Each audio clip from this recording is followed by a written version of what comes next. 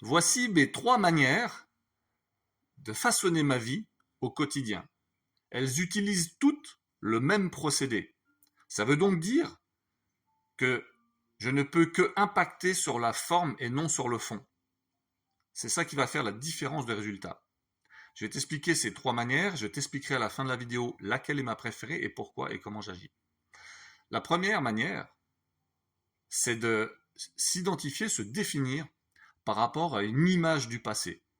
Donc on va aller chercher une situation du passé dans laquelle on est nostalgique, dans laquelle on aimerait revenir, etc. Et on va aller chercher l'énergie qui correspond à ce momentum pour la ramener dans le présent. La deuxième manière, c'est d'être attentiste, je dirais.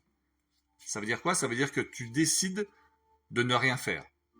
Et tu restes dans le paradigme de cause à effet en te disant que c'est quelque chose de l'extérieur qui viendra, sans que tu choisisses ce que c'est, modifier ton intérieur. Et la troisième manière de faire, c'est de se définir par rapport à une vision de soi-même dans le futur et d'aller chercher et construire une émotion et de la ramener du futur dans le présent. Et ça fonctionne pourquoi et comment?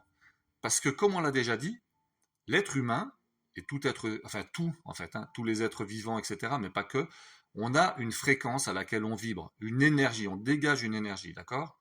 Cette énergie-là, cette fréquence, elle se modifie en permanence tout au long de la journée, de la nuit, en fonction de ce que l'on vit, de ce que l'on choisit de côtoyer et ce qui nous entoure, notre contexte, d'accord? Et si toi tu fais pas tes propres choix, de toute façon, cette fréquence, cette énergie va se modifier par défaut parce que les autres ou les informations ou ce que tu côtoies, etc., etc., va avoir un impact énergétique sur toi et va modifier ta fréquence. Ce que l'on vibre, ça s'appelle une signature électromagnétique. Cette signature électromagnétique, en fait, elle envoie tel un sonar dans ce qui nous environne, dans l'univers, appelle ça comme tu veux, dans cette matrice, cette matière qui, pour moi, est la symbolique du tout, c'est-à-dire qu'il n'y a pas de vide, c'est une espèce d'intelligence universelle dans laquelle on puise en permanence et qu'on impacte en permanence. Et comme un sonar, je disais tout à l'heure pourquoi, parce que le sonar, en fait, il va envoyer ton signal là-dedans, et par écho, tu vas recevoir ce qui correspond à ton signal. C'est pour ça que c'est extrêmement important de choisir et de bien réfléchir à quelle émotion on va se ramifier pour avoir notre propre vibration. Dans les 3 manières que je viens de t'expliquer, en fait, ma préférée, c'est bien entendu d'avoir ma vision du futur de moi et d'aller chercher une émotion liée à ça. Le cerveau ne faisant pas la différence entre ce qui est réel et ce qui ne l'est pas, ça va permettre à mon corps d'enregistrer en lui une émotion et de se dire que, en fait, c'est déjà présent. Si on prend quelque chose que tout le monde connaît, la vibration d'amour ou la vibration d'abondance, ça veut dire que tu ne vas pas attendre de vivre l'amour pour le ressentir émotionnellement et le vibrer. Au même titre que l'abondance, tu vas vibrer l'abondance en toi et l'univers va faire que tu vas recevoir cette abondance par écho, avec le principe du sonar dont je parlais tout à l'heure. Ça fonctionne comme ça. Ça paraît extrêmement simple, et ça l'est, mais dans la mise en pratique, c'est beaucoup plus compliqué. Pourquoi? Parce que on est entouré, on l'a déjà dit, d'un système qui est fait pour qu'on ne puisse pas se libérer des carcans qui nous imposent. Donc, tout est fait pour qu'on vibre bassement, pour qu'on ait une vision des choses de nous qui soit attentiste, soit orientée dans le passé, pour mieux nous contrôler. Si maintenant tu peux et tu veux te libérer de ça, alors il faut que tu construises une vision de toi dans le futur, telle que tu aimerais être dans le présent. Ça veut dire que tu vas dire, voilà, moi, je ressens que j'ai l'amour, que j'ai la femme de ma vie ou l'homme de ma vie, que j'ai ci, que j'ai un camping-car, qu'importe tes désirs, tout ce que tu veux, mais tu vas le ressentir. Et le ressentir extrêmement profondément. Et le fait de le ressentir au niveau de l'émotion, ça va ancrer cette émotion dans ton corps et cette vibration va s'imprégner dans ton corps.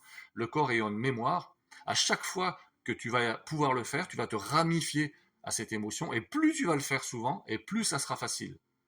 Et cette vibration, tu vas arriver à la garder le plus constamment possible. Et comme tu envoies ça sans arrêt dans ton environnement, dans l'univers, à un moment donné, l'écho, il va t'envoyer des opportunités d'atteindre ça, parce que pour toi, dans ton cerveau comme dans ton être, l'émotion est déjà présente, ça veut dire que tu n'attends pas de vivre ça pour rayonner ça, tu le vis déjà. Il n'y a donc aucune différence entre le futur et le présent. Et la matière va te répondre ça de la même manière que tu le ressens. Je sais que ça paraît con si tu l'as jamais vécu, mais je l'ai déjà vécu plein de fois. Je vais prendre un exemple bassement matériel. Quand j'ai eu la Porsche, que j'ai plus aujourd'hui, mais quand j'ai voulu une Porsche, un jour, je me promenais avec un ami, et je lui dis, je m'arrête, et d'un coup, je lui dis, tu sais quoi?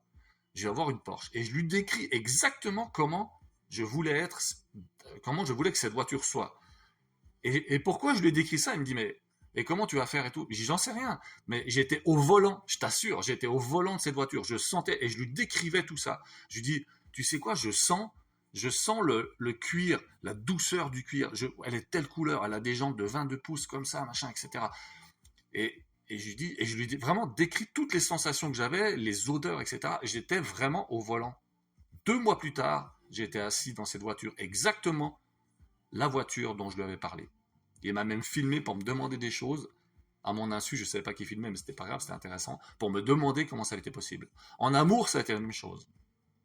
J'ai eu des femmes avec qui j'ai vécu, qui étaient des femmes que j'aurais pas forcément eu l'idée d'avoir, mais parce qu'à un moment donné, quelque chose m'a attiré chez elle ou autre, je me suis vu avec, je me suis senti avec elle, je l'ai senti contre moi, et cet amour-là, il était déjà là.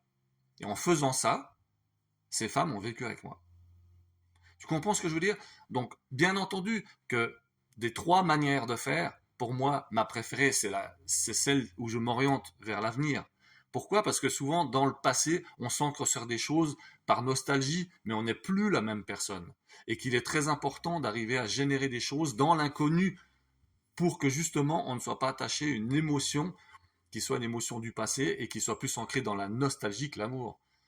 En réalité, on idéalise souvent les souvenirs et les choses comme ça, et ça fera le sujet d'une autre vidéo, mais c'est très important de comprendre qu'il y a un écart entre la vérité qu'on imprime nous aujourd'hui dans ce qu'on voudrait qu'il soit et la manière dont on voit les choses qui se sont passées. Et si on avait cette capacité d'ubiquité et de se retrouver temporellement dans le passé, on se rendrait compte que ce qu'on idéalise n'était pas si super en fait. Alors que si tu vas aller chercher cette vision de toi dans le futur, c'est une vision qui est vierge d'émotions, c'est-à-dire que c'est pas quelque chose que tu as déjà vécu, c'est une situation dans laquelle tu aimerais être et ça va te permettre de la créer sur une base d'inconnu. Ça veut dire que tu es libre d'imprimer le champ électromagnétique qui correspond à cette vision que tu as sans qu'elle soit basée sur une vision du futur ou du présent. Alors ça peut paraître un peu compliqué dans le discours, mais en réalité c'est très très simple. Dis-moi dans les commentaires si tu as compris ce que je viens de dire, si tu l'as déjà expérimenté. Merci de liker, de partager, et puis de commenter, et toujours du fond du cœur, merci de me suivre. Et j'espère que ça t'aura éclairé. Fais-moi des commentaires qui me permettront de le savoir. Merci du fond du cœur et belle journée.